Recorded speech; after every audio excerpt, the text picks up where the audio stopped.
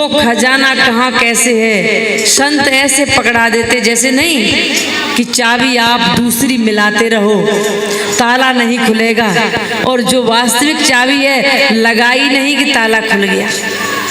हम सत्संग में जैसे ही बैठते हैं, संतों की वाणी कहा गया है कि किसी को एक टाइम रोटी खिलाने में इतना पुण्य नहीं है जितना उसे रोटी हमेशा खाने का तरीका बता दो, उसे ऐसी युक्ति बता दो जो वो रोज रोटी खाता रहे, रोटी कमाने का साधन बता दो।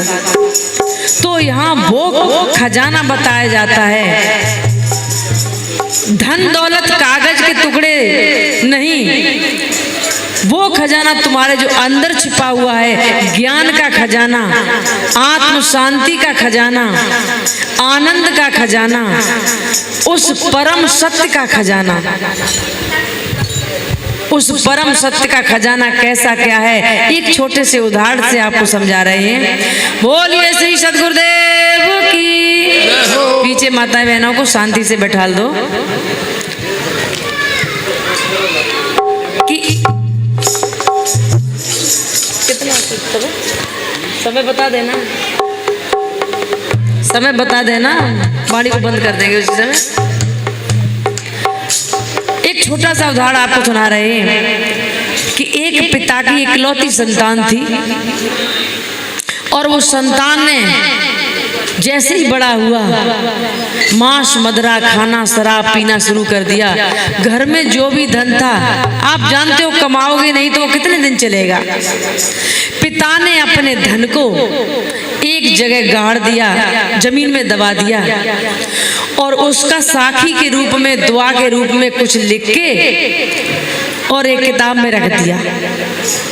कितनी बीजक वित्त बतावे सोई, बीजक कहते हैं यानी लेखनी को। जैसे सुनार लोग अपनी बही खाते में ब्याज बट्टे का सामान काम लिखते हैं, उसी तरह किसी धन को जो बुजुर्ग लोग छुपाते थे तो कहीं लिख देते थे ताकि हम भूल न जाएं। बीजक नाम है कि आपके गुप्त धन को लिखना बताना। तो सतगुरु कबीर साहब ने बीजक की नाम इसलिए रखा कि मेरे आत्मज्ञान के धन को उन्होंने उस बीजक ग्रंथ में छुपा के रखा है।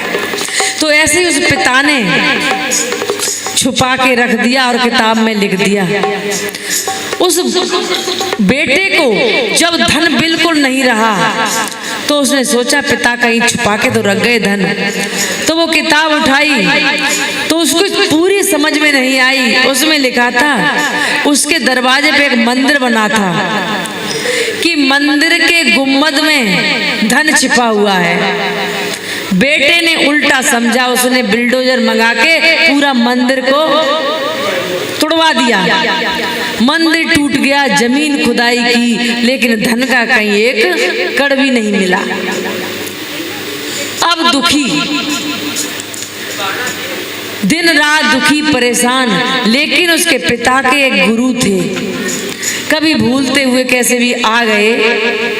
उन्होंने कहा बेटा तेरे पिता तो बहुत धर्मात्मा थे और उनके पास बहुत धन था, और तू कैसा भटक रहा है भिखारियों की तरफ।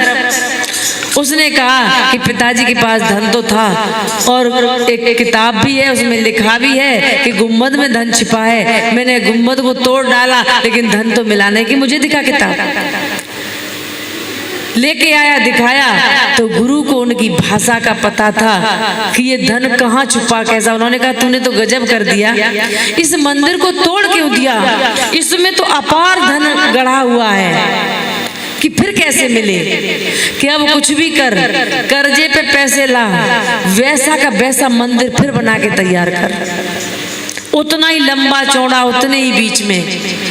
वो बेटा गया किसी सेठ से, कहा कि भाई तुम्हें दूना करके धन देंगे, आप एक बार मुझे दे दो ताकि मेरा ये मंदिर बन जाए। मंदिर का निर्माण हुआ बिल्कुल वैसे ही। तो उस किताब में लिखा था कि पूर्णमासी के तीसरे दिन जब चांद की रोशनी गुम्बद पे पड़ती है तो गुम्बद की छाया जहां पड़ती है उस जगह धन गड़ा हुआ है। लेकिन उस बेटे ने ये नहीं पढ़ा, उसने कहा कि गुम्बद में छिपा हुआ, गुम्बद को तोड़ डाला। जब मंदिर बन के तैयार हुआ और पूर्णमासी के 3 दिन बाद जब चांद की रोशनी छाया मंदिर की जिस जगह पड़ी, जब उस जगह खोदा गया तो अपार धन निकला। वो बेटा भी खुश, गुरुजी भी खुश। अब बेटा कह रहा है हाथ जोड़ के पैर पकड़ के कि गुरुदेव अब मैं कोई गलत कर्म नहीं करूंगा, और आपने वो धन बचा दिया मुझे। नहीं, हमने तो इस मंदिर को बिगाड़ डाला था और धन कहाँ था। तब गुरुदेव कहते हैं ये तो एक उदाहरण हुआ, अब वही उदाहरण अपने ऊपर लो कि तुम्हारे अंदर भी धन छिपा हुआ है। इस शरीर के अंदर बता देते हैं, लेकिन हम इस शरीर के साथ क्या करते हैं? इस शरीर को बिगाड़ने में उसी ना समझ बालक की स्थिति हम लोग भी तो करते हैं। इस शरीर में वो आत्मज्ञान धन छुपा है, लेकिन पता किसको है? गुरु को। हम गुरु की शरण में तो जाते नहीं हैं। कहते नहीं कि देखा देखी साधे जो, यानी सब लोग जिधर जा रहे हैं, कोई फलानी देवी की तरफ पहाड़ों में भाग रहा है तो सब बगैर बात के झोला उठाए उधर ही भागे चले जा रहे हैं। कोई अमरनाथ जाता है, कोई केदारनाथ जाता है, पहाड़ियों से गिरता है, मर जाता, घर तक नहीं आ पाता है।